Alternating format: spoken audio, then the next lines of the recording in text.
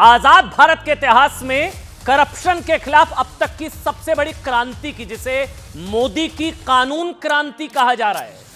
लेकिन विपक्ष में इस कानून क्रांति से क्यों है अशांति? Cover story number 1। इसके अलावा आज की दूसरी बड़ी स्टोरी, राहुल गांधी के खिलाफ अब क्या चुनाव आयोग कोई बड़ी कार्रवाई करने जा रहा है? क्योंकि चुनाव आयोग ने राहुल गांधी को उनके आरोप साबित करने के लिए, माफी मांगने के लिए 7 दिन की डेडलाइन दी थी, वो खत्म हो गई है। तीसरी बड़ी खबर आज की, निक्की हत्याकांड के वो कौन से विलन हैं जो अभी भी पर्दे के पीछे हैं, आज हम आपको बताएंगे सुपर एक्सक्लूसिव। और चौथी बड़ी खबर कवर स्टोरी में आपको दिखाएंगे, प्रेमानंद महाराज को लेकर विवाद बढ़ने के बाद जगत गुरु रामभद्राचार्य ने क्यों कहा कि हिंदुओं को मतभेद भुलाकर एक हो जाना चाहिए। देश नहीं झुकने देंगे कि ये 4 बड़ी खबरें। शुरुआत एक बड़ी खबर के साथ कर रहे हैं। प्रधानमंत्री नरेंद्र मोदी ने एक बार फिर अमेरिकी ट्रंप टैरिफ को लेकर कहा है कि आज दुनिया में आर्थिक स्वार्थ वाली जो राजनीति हो रही है, उन्होंने शब्द का इस्तेमाल किया, आर्थिक स्वार्थ। उन्होंने कहा लेकिन मैं अपने लघु उद्यमियों, दुकानदारों, किसानों, पशुपालकों से कहूंगा कि मोदी के लिए आपका हित सर्वोपरि है। यह संभवतः ट्रंप टैरिफ को लेकर, जो टैरिफ वॉर चल रही है, जो भारत के ऊपर टैरिफ लगाया गया है, उसको लेकर प्रधानमंत्री नरेंद्र मोदी ने आर्थिक स्वार्थ वाली राजनीति का जिक्र किया। लेकिन उन्होंने कहा कि मोदी के लिए पशुपालकों का, किसानों का, दुकानदारों का और लघु उद्यमियों का हित सर्वोपरि है। सुनिए क्या कुछ कहा प्रधानमंत्री नरेंद्र मोदी ने। आर्थिक स्वार्थ वाली राजनीति सब कोई अपना करने में लगा है, उसे हम भली भांति देख रहे हैं। मेरे देश के लघु उद्यमी हो, किसान हो, पशुपालक हो, हर किसी के लिए मैं आपको बार बार वादा करता हूं, मोदी के लिए आपके हित सर्वोपरि है। तो प्रधानमंत्री नरेंद्र मोदी ने कहा कि पशुपालकों, किसानों का हित सर्वोपरि। उधर एक और प्रायोरिटी प्रधानमंत्री नरेंद्र मोदी ने आज क्लियर कर दी, भ्रष्टाचारियों पर जिसे मोदी की मिसाइल कहा जा रहा है। अब बात इसकी,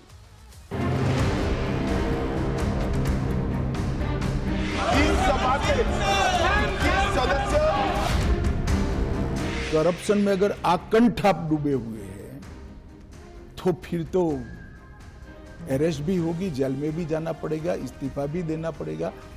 तो ये बिल सिर्फ विपक्ष के लिए क्वेश्चन खड़ा नहीं करता, हमारे मुख्यमंत्रियों के लिए भी क्वेश्चन खड़ा करता है।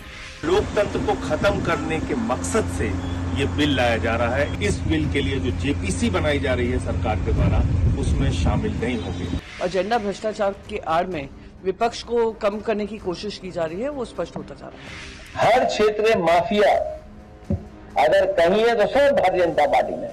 मुख्यमंत्री जी खुद अपने केस वापस लिए। भ्रष्टाचार के विरुद्ध लड़ाई को अगर अंजाम तक पहुंचाना है तो कोई भी कार्रवाई के दायरे से बाहर नहीं होना चाहिए। सरकार जो है किसी को जेल में डालने के लिए ये बिल नहीं ला रही है, संविधान की रक्षा करने के लिए बिल लेके आ गई। बराबरी तब होगी ना जब आप अपने वहां भी ईडी सीबीआई भेजेंगे, तो अब जाने नहीं देते। क्या कोई मुख्यमंत्री, कोई प्रधानमंत्री या कोई मंत्री जेल में रहकर सरकार चला सकता है क्या? मैं कह रहा हूं छोड़ दीजिए बीजेपी, छोड़ दीजिए कांग्रेस, आप अपने आप से सवाल पूछिए, जेल में रहकर सरकार चलाना क्या सही है क्या? याद करिए जब दिल्ली के मुख्यमंत्री अरविंद केजरीवाल को शराब नीति घोटाला केस में तिहाड़ जेल भेजा गया था ना, 160 दिन तक जेल से सरकार चलाई थी सीएम रहते हुए।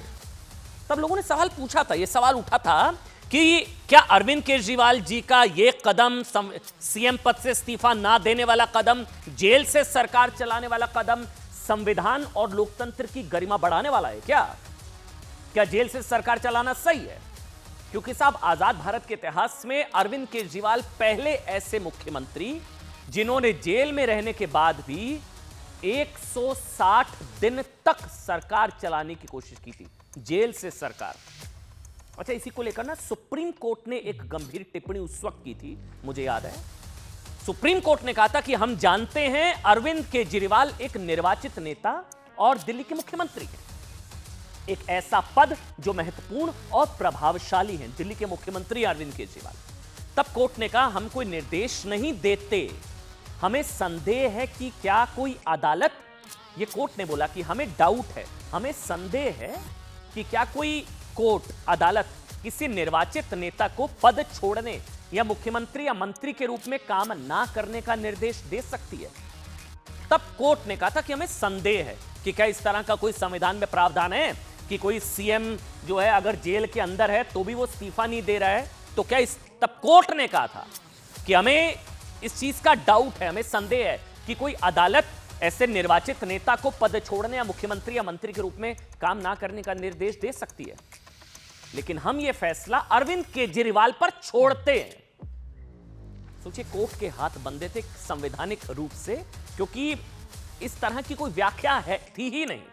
कोर्ट को अरविंद केजरीवाल को लेकर कोर्ट की टिप्पणी इसलिए थी क्योंकि उस वक्त बहुत से लोगों का मानना था कि जेल से सरकार चलाने की जिद लोकतंत्र की साख पर एक बहुत बड़ा धब्बा है, लेकिन तब कोई भी कानून ऐसा नहीं था जिससे अरविंद केजरीवाल को पद से बर्खास्त किया जा सके। अब सुनिए, जिसे कानून क्रांति कहा जा रहा है।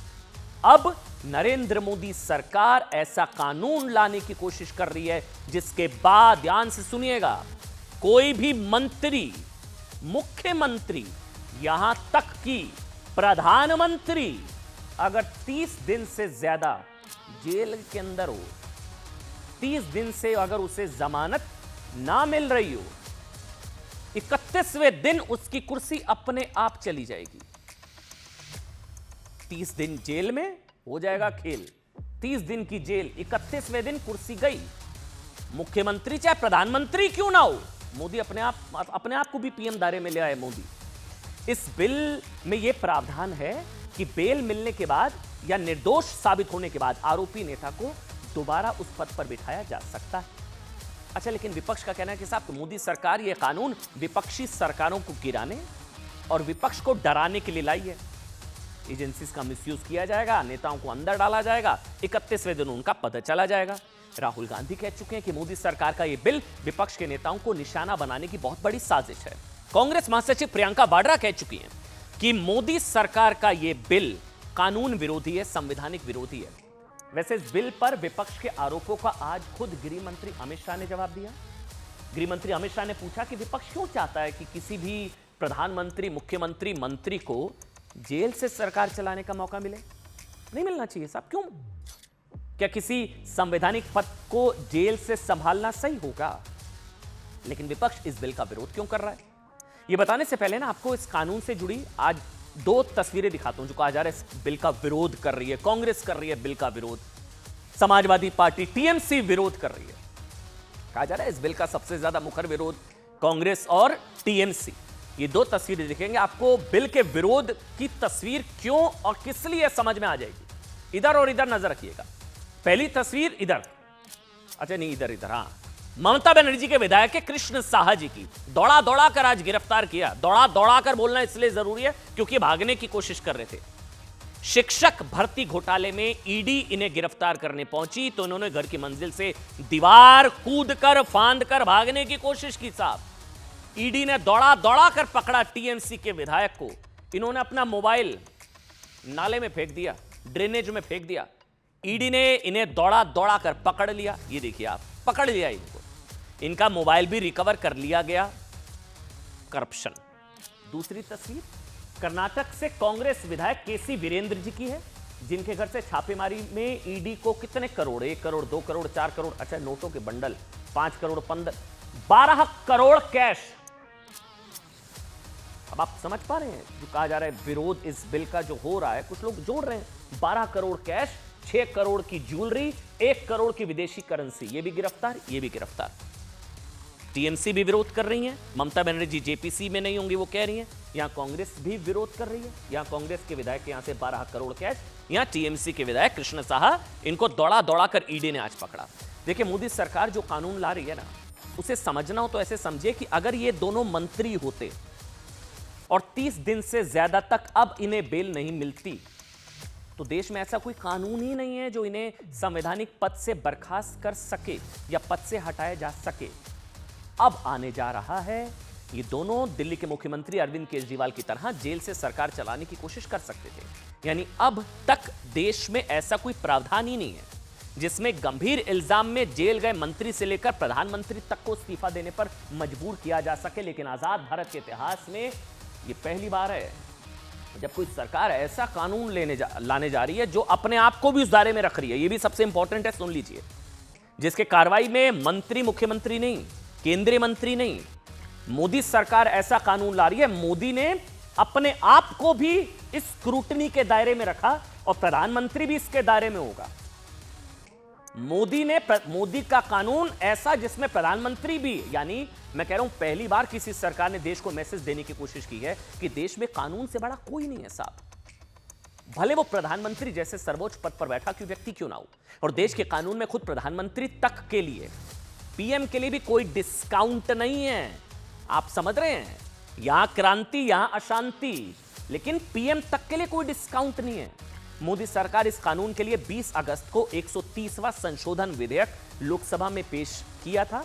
इस बिल में प्रावधान है कि किसी मंत्री से लेकर प्रधानमंत्री तक को अगर किसी भी केस में 30 दिन बेल नहीं मिलती, वो 30 दिन जेल में है, तो 31वें दिन ना वो प्रधानमंत्री, ना वो मुख्यमंत्री, ना वो मंत्री, उसकी कुर्सी अपने आप चली जाती है।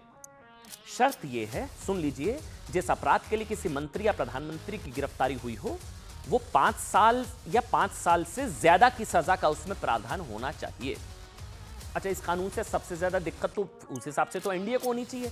आप कहेंगे क्यों? साहब, देश में 28 राज्यों में से 18 से ज्यादा राज्यों और केंद्र शासित प्रदेशों में तो एनडीए की सरकारें हैं, तो खतरा तो एनडीए बीजेपी के मुख्यमंत्रियों को है।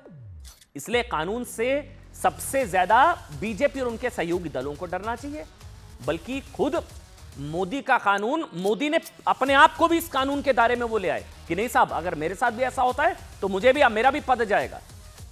मोदी ने पीएम को भी इस कानून के दायरे में ले आए कि मैं अगर गया 30 दिन जेल तो मुझे भी हटा दो, पीएम के पद से हटा दो।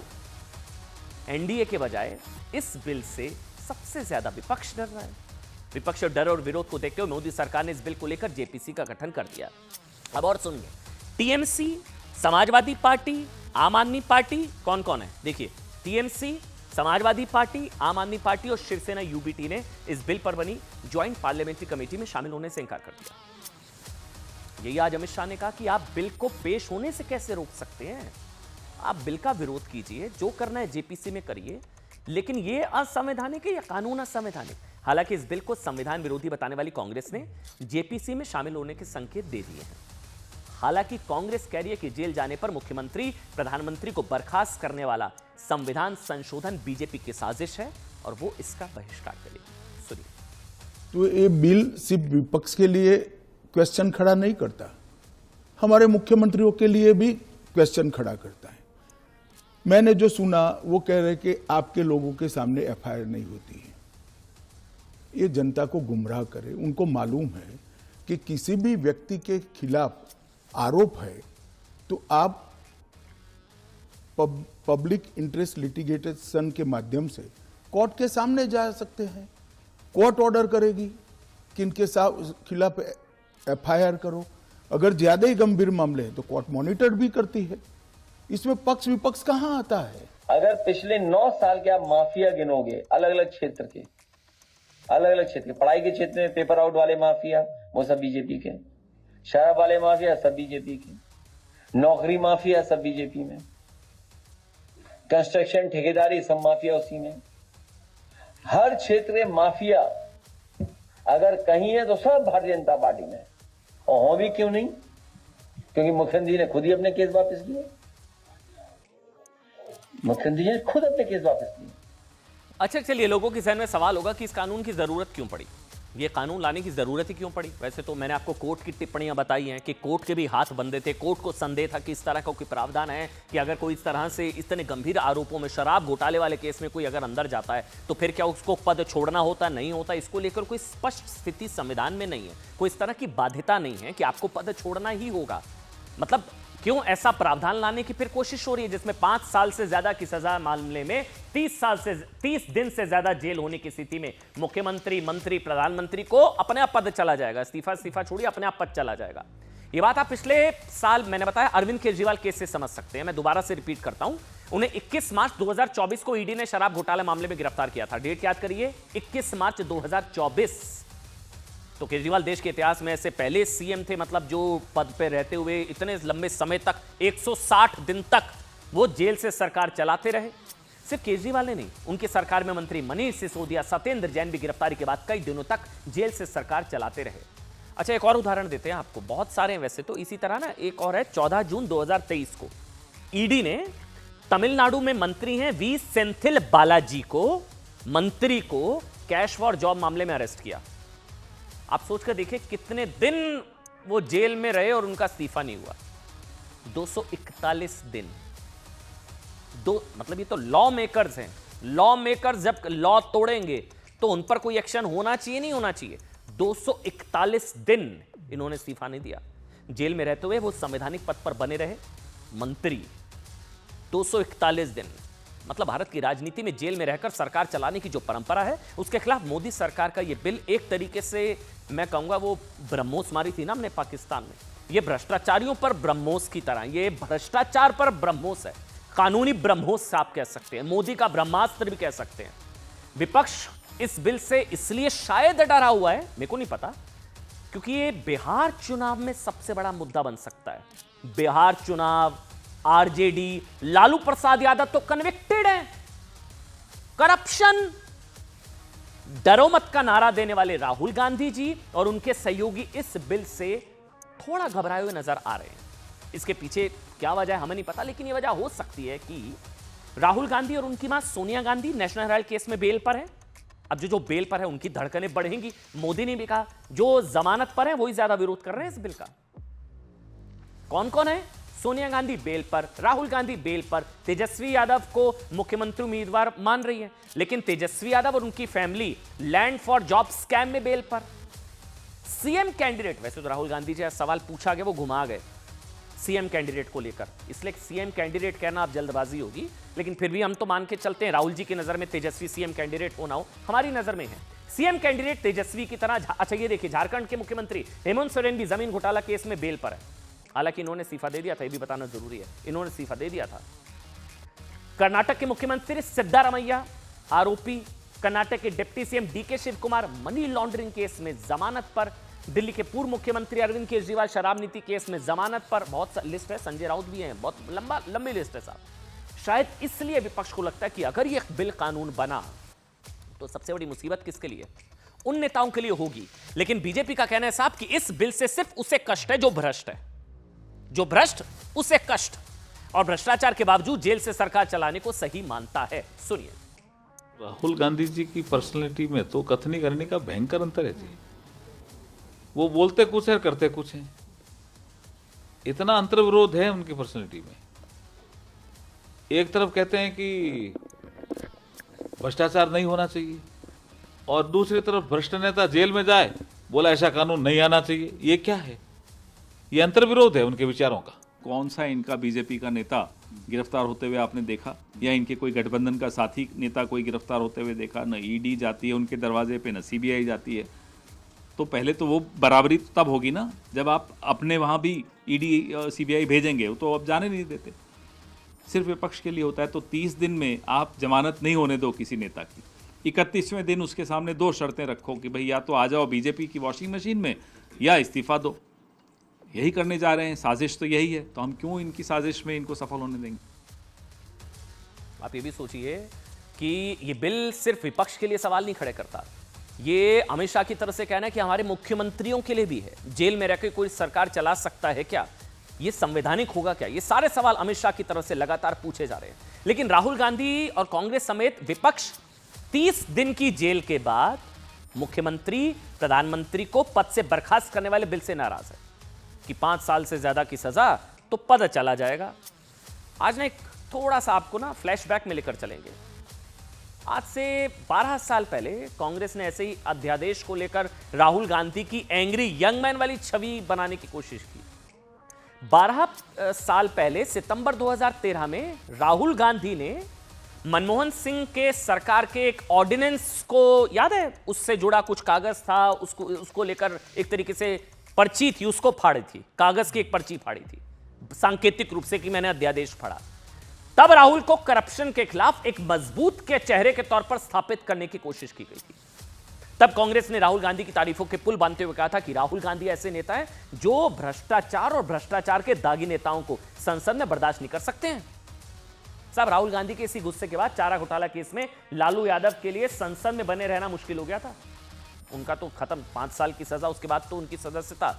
अच्छा, मैं एक बार याद दिलाता हूं आपको, पूरा विवाद था 10 जुलाई 2013 को सुप्रीम कोर्ट के फैसले से जुड़ा। सुप्रीम कोर्ट का क्या फैसला था? कोर्ट ने कहा कि 2 साल या उससे ज्यादा की सजा मिलने पर सांसद विधायक तुरंत पद से अयोग्य हो जाएंगे। 2 साल या उससे ज्यादा। मनमोहन सरकार कोर्ट के इस फैसले के खिलाफ एक तरीके से ऑर्डिनेंस लेकर आई। ऑर्डिनेंस में कहा गया कि अगर कोई इस फैसले के खिलाफ अपील करता है तो फिर ऐसा नहीं होगा, तो सदस्यता नहीं जाएगी, तो तब तक वो एक तरीके से उसकी सदस्यता नहीं जाएगी।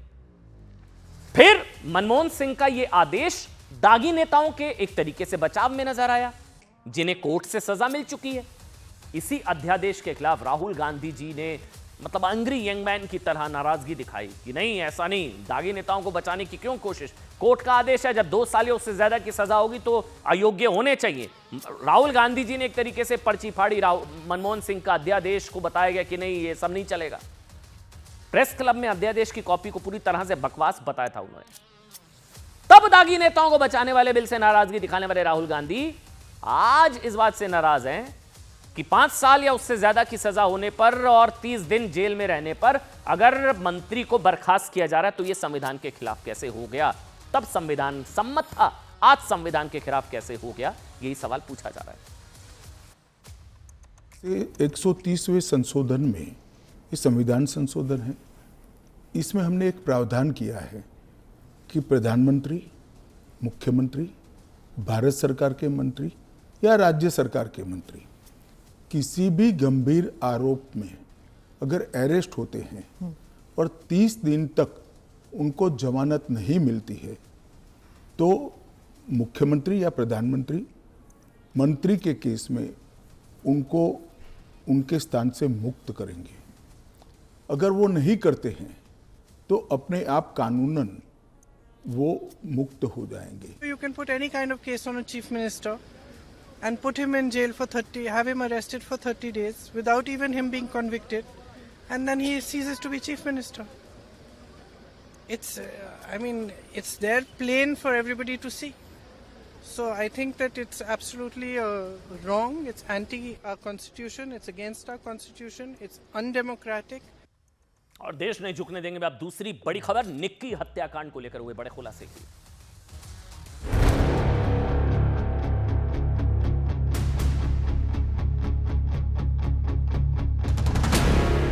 गलती पछतावा है? गलती का पछतावा है आपको? मुझे नहीं है, नहीं मैंने मारी है। हाँ। ना मैंने कुछ किया है, अपने आप मरी है। हाँ।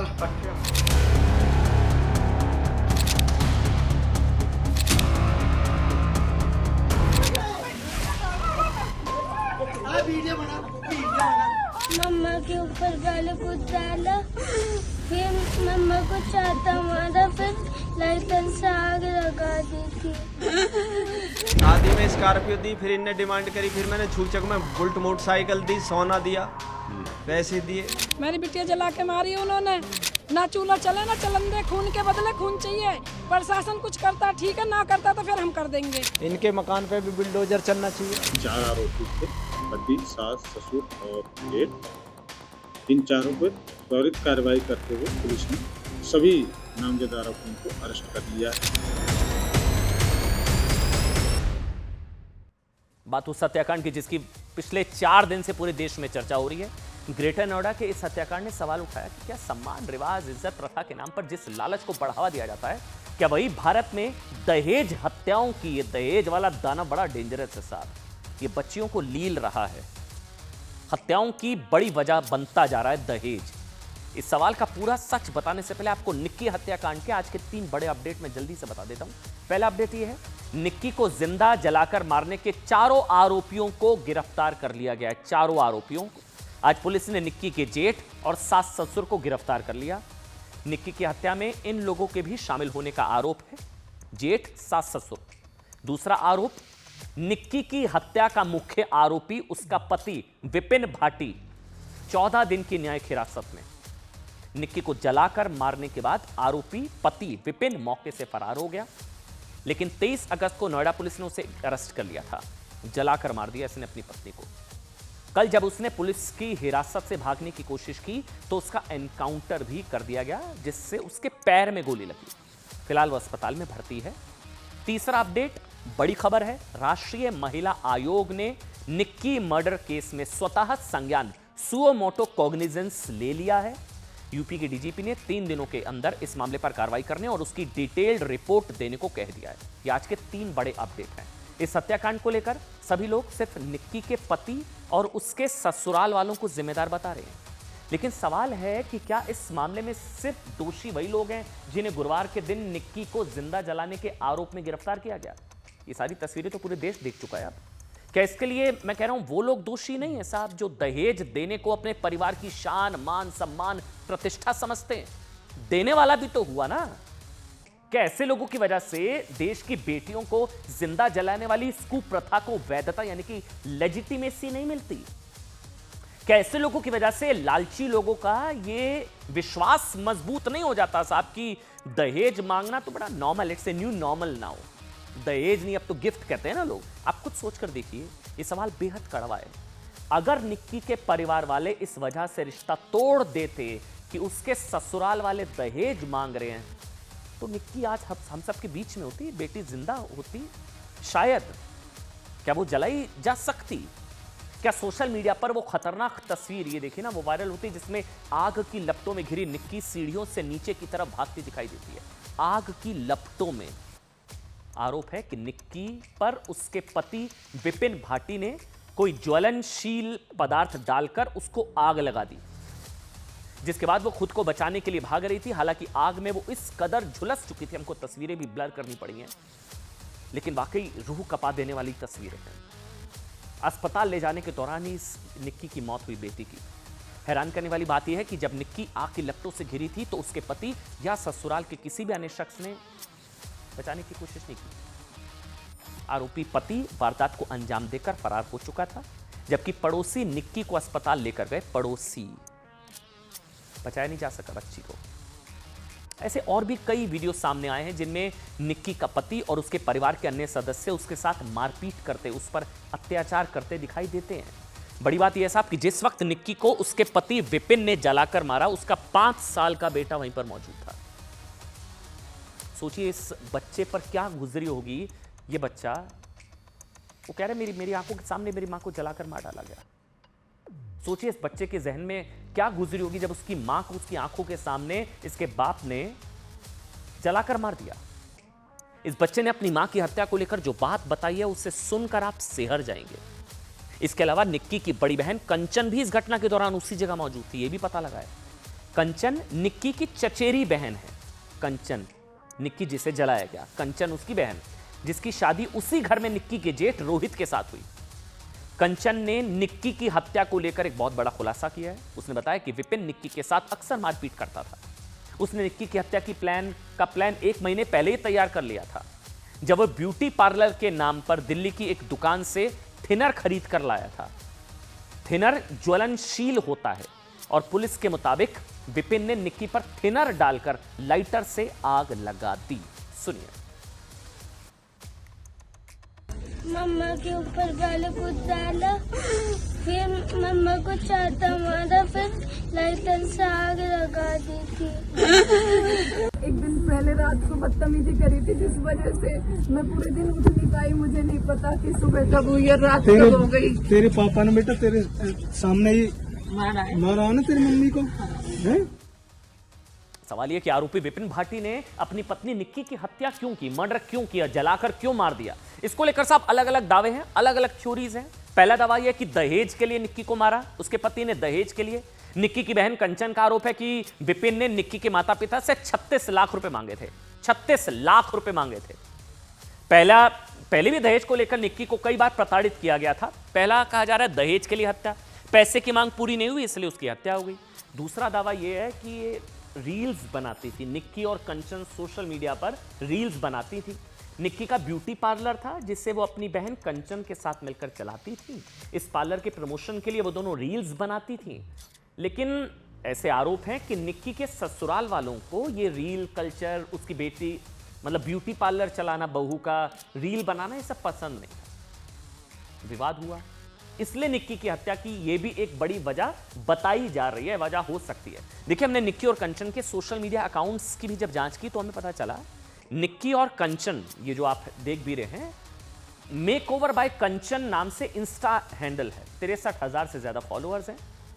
इसके अलावा कंचन भाटी नाम से एक यूट्यूब चैनल भी है जिसमें ये लोग मेकअप से जुड़ी इंफॉर्मेशन के साथ साथ शॉर्ट्स और रील्स बनाती थी, जिसको लेकर यह दावा किया जा रहा है कि इस पर उनके ससुराल वालों को आपत्ति थी।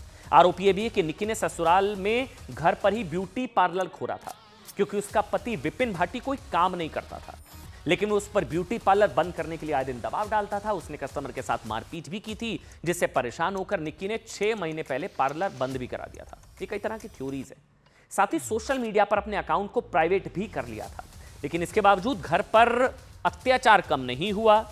अच्छा, निक्की के पिता ने भी उसके पति विपिन और ससुराल वालों पर गंभीर आरोप लगाए हैं। उनका कहना है साहब कि वो कई बार विपिन को पैसा, सोने चांदी के गहने दे चुके थे। मतलब आप ये बोलना नहीं चाहिए, बेटी खोई है परिवार वालों ने, इसलिए हम कोई नहीं होते उनको ज्ञान देने वाले, लेकिन यही आप बर्दाश्त भी करते हैं। आप पैसा दे रहे हैं, सोना दे रहे हैं, चांदी दे रहे हैं, गिफ्ट्स दे रहे हैं, उसकी डिमांड ही नहीं खत्म हो रही थी। ये भी उनके पिता ने बताया। और आपको पता लग रहा है कि शादी लालच के लिए की है। निक्की के पिता के मुताबिक शादी के वक्त उन्होंने स्कॉर्पियो गाड़ी दी, फिर जब निक्की का बेटा हुआ तो उन्होंने विपिन को बुलेट मोटरसाइकिल गिफ्ट की। इसके अलावा कई बार उसके मांगने पर वो उसे पैसे देते रहे। पिछले कुछ दिनों से वो ऑडी कार की डिमांड कर रहा था। निक्की के पिता का यहां तक आरोप है कि वो खुद कोई कामकाज नहीं करता था और उनकी बेटी के ब्यूटी पार्लर से पैसे चुराता था। वो भी बंद करा दिया 6 महीने पहले। उन्होंने ये भी आरोप लगाया कि विपिन के दूसरी लड़कियों के साथ अवैध संबंध थे, जिसको लेकर वो निक्की के साथ मारपीट करता था। इसलिए वो एक बार निक्की को अपने घर वापस लेकर भी आ गए थे। लेकिन बाद में जैसा होता है, विवाद को लेकर पंचायत बुलाई गई। उन्होंने पंचायत के कहने पर निक्की को वापस ससुराल भेज दिया। बच्ची प्रताड़ित हो रही है, दहेज मांगा जा रहा है, ऑडी गाड़ी, बाइक गाड़ी, पैसा, सोना चांदी, लेकिन फिर बच्ची को वापस भेज दिया गया। पंचायत में उन्होंने दहेज की मांग के मुद्दे को उठाया, लेकिन वहां भी उसका कोई हल नहीं निकला। बच्ची को वापस भेज दिया। बच्ची हमारे बीच में नहीं है, सुनिए। शादी में स्कॉर्पियो दी, फिर इनने डिमांड करी, फिर मैंने छूचक में बुलेट मोटरसाइकिल दी, सोना दिया, पैसे दिए। तो ये डिमांड भी करते थे ससुराल वाले कुछ आप लोगों के दबाव करते थे, दहेज की मांग करते रहते थे। अच्छा, और आपने अपने जो आपकी पंचायत होती है उसमें सुलह की कोशिश भी की कि अब ये सुधर जाए? हाँ, सुलह की कोशिश की हमने। ये आए हाथ जोड़ के, हमने बेटी इनके साथ भेज दी। ये हत्यारे हैं, हत्या का एनकाउंटर जरूर होना चाहिए। मेरी बिटिया जला के मारी उन्होंने। ना चूल्हा चले ना चलन दे, खून के बदले खून चाहिए। प्रशासन कुछ करता ठीक है, ना करता तो फिर हम कर देंगे। फिर ये मत बोलना तुमने क्या कर दिया, फिर हम अपने आप सब कुछ कर लेंगे। पूरा गांव, पूरा समाज सब हमारे साथ है। बताती थी, सब समाज डांट देता, बेटिया होता है, गुजरों में सब चलता है, बेटा समाज है, थोड़ा समझो, घर को चलाओ, बिटिया घर को चलाओ। आज चलाते चलाते आज बिटिया खो दी हमने अपनी। आज हमने अपनी बिटिया खो दी। आज कहाँ गया प्रशासन? आज समाज के बड़े छोटे कह रहे भाई इतनी बड़ी उम्मीद तो नहीं। एक बड़ी खबर आ रही है, पटना में बड़े बवाल की खबर है साहब। वहां पर पुलिस ने लाठीचार्ज भी किया है। दरअसल 15 अगस्त को एक गाड़ी में 2 बच्चों का शव मिला था। उसके बाद से लगातार वहां पर प्रदर्शन हो रहे हैं और अब आज गुस्साई भीड़ ने कई गाड़ियों में आग लगा दी है। ये देखिए आप तस्वीरें, कई गाड़ियों में वहां पर आग लगा दी गई है। पुलिस ने प्रदर्शनकारियों पर लाठीचार्ज भी किया है। गुस्साए लोगों ने अटल पथ को भी वहां पर जाम कर दिया। ये पटना में बताया जा रहा है कि दरअसल एक गाड़ी में 2 बच्चों के शव मिलने के बाद से वहां पर गुस्साई भीड़ हंगामा कर रही थी। प्रदर्शन आज वहां पर गाड़ियों को आग के हवाले कर दिया गया है। कई लोगों ने गाड़ियों में आग लगा दी, पुलिस ने प्रदर्शनकारियों पर लाठीचार्ज किया। 2 बच्चों की मौत पर बवाल, कई गाड़ियों में आग लगा दी गई है। मेरे साथ मेरे सहयोगी चंद्रमोहन इस वक्त फोनलाइन पर है। चंद्रमोहन, क्या हुआ क्या था और अभी क्या स्थिति है? दरअसल आज से 1 सप्ताह पहले एक गाड़ी में 2 बच्चों की लाश मिली थी और आरोप ये लगा था कि उसी के स्कूल के टीचर ने इन दोनों मासूमों की हत्या किया और उसके बाद से ही लगातार जो परिवार वाले और इलाके के लोग न्याय की मांग कर रहे थे, जिसको लेकर 3-4 बार वो लोग सड़क पर उतरकर विरोध प्रदर्शन कर चुके थे, लेकिन उनका कोई सुनने वाला नहीं है, ऐसा परिवार के लोगों का आरोप है। और आज शाम में फिर से एक बार भारी संख्या में लोग अटल पथ पर आ गए। लोगों ने अटल पथ को जाम कर दिया और हंगामा कर रहे थे। इसी दौरान एक मंत्री का काफिला गुजर रहा था, जिसके ऊपर पहले लोगों ने हमला बोला और उसके बाद गाड़ी के शीशे तोड़ डाले। और इसी दौरान जब यह जानकारी मिली तो पुलिस की टीम वहां पर पहुंची, जिसके बाद लोगों और पुलिस के बीच में पहले जमकर झड़प हुआ, पत्थरबाजी हुई और उसके बाद फिर गुस्साए लोगों ने कई गाड़ियों में आग लगा दी है। और अभी जो है पुलिस की टीम वहां पर मौजूद है, पहुंची है, और साथ ही फायर ब्रिगेड की टीम भी पहुंची है, जो गाड़ियों में आग लगी हुई है उस पर काबू पाने की कोशिश कर रही है। तो वहीं जो हंगामा लोग कर रहे थे उनको वहां से सड़क से खाली करा लिया गया है, लेकिन जो हंगामा करने वाले लोग हैं, जो न्याय की गुहार की बात कर रहे हैं, वो अभी भी रुक रुक कर अपना प्रदर्शन कर रहे हैं कि जब तक उनको न्याय नहीं मिलता है, जो 2 मासूम बच्चों के लाश मिले थे उसमें न्याय नहीं मिलता है, कार्रवाई नहीं होती है, तब तक उनका इसी तरीके से विरोध प्रदर्शन जारी रहेगा। पुलिस ये कह रही है कि जब से ये लाश मिला है उसके बाद से ही उस पूरे मामले की जांच चल रही है और आगे की कार्रवाई हो रही है, लेकिन परिवार के लोगों का यह आरोप है कि अब तक किसी की गिरफ्तारी नहीं हुई है और इसी की मांग को लेकर लगातार वो लोग सड़कों पर उतरकर विरोध प्रदर्शन कर रहे हैं। और आज भी वो इसी गुस्से में पटना के अटल पथ पर सड़क पर उतरकर विरोध प्रदर्शन कर रहे थे, जहां पुलिस पहुंची है, पहले लाठीचार्ज किया, उसके बाद चंद्रमोहन, ये लोग कौन है? जिन परिजन हैं जिनके घर के 2 ये मासूम बच्चे थे, वो उसके परिजन हैं और इलाके के लोग हैं, जो लगातार पिछले अभी आज 4था दिन था जब वो विरोध प्रदर्शन सड़कों पर उतरकर कर रहे थे। और इसी दौरान पुलिस पहुंची, दोनों के बीच में झड़प हुई है और उसके बाद पत्थरबाजी के बाद, लाठीचार्ज के बाद गुस्साए लोगों ने कई गाड़ियों में आग लगा दी है। हालांकि अटल पथ को अब जो है वो खाली करा लिया गया है, लेकिन लोगों का जो आरोप है वो काफी गंभीर है कि पुलिस अब तक कोई कार्रवाई नहीं की है और यही वजह है कि लोगों का गुस्सा शांत नहीं हो रहा है। ये 15 अगस्त की बात है? 15 अगस्त की बात है जो जानकारी मिली है उसके मुताबिक। और ये दोनों बच्चे स्कूल से निकले थे और उसके बाद एक घर के नीचे एक कार लगी हुई थी, उस कार में इन दोनों बच्चों का डेड बॉडी पड़ा हुआ था। परिवार के लोगों का ये आरोप है और पुलिस ये कह रही है कि पूरे मामले की तफ्तीश चल रही है और जो भी इस पूरे मामले में इन्वॉल्व होंगे उनके खिलाफ कड़ी से कड़ी कार्रवाई होगी। लेकिन परिवार के लोगों का यह आरोप है कि अब तक न्याय मिलते हुए नहीं दिख रहा है। यही वजह है कि वो लोग विरोध प्रदर्शन कर रहे हैं जिला प्रशासन के खिलाफ और पुलिस के खिलाफ। और इसी को लेकर आज सड़कों पर उतरे थे, जहां पर दोनों तरफ से जमकर झड़प हुई है, पत्थरबाजी हुई है और गुस्साए लोगों ने कई गाड़ियों में आग लगाई है, मोटरसाइकिल फूंक दी है। वहां पर स्कॉर्पियो मौजूद था, उसको लोगों ने आग के हवाले कर दिया है। तो पटना में 2 बच्चों, ये 3 तस्वीर आप देख रहे हैं, पटना में 2 बच्चों की मौत पर यह बवाल पड़ा है। ये लोग 4 दिन से विरोध प्रदर्शन कर रहे थे। 15 अगस्त को एक गाड़ी में 2 बच्चों के शव मिलने के बाद से लगातार जो परिजन हैं वो लोग विरोध प्रदर्शन कर रहे थे। आज गुस्साई भीड़ ने कई गाड़ियों को फूंक दिया, गाड़ियों में आग लगा दी, पत्थरबाजी की भी खबर है, पुलिस को लाठीचार्ज करना पड़ा, स्थिति को नियंत्रण में लाने की कोशिश की गई, कई गाड़ियों में वहां पर आग लगा दी गई है और गुस्साए लोगों ने अटल पथ को भी वहां पर, ये जो तीसरी तस्वीर आप देख रहे हैं, इस वक्त वहां पर भारी मात्रा में सुरक्षा बलों को वहां पर तैनात किया गया है, पुलिस को लाठीचार्ज भी करना पड़ा है।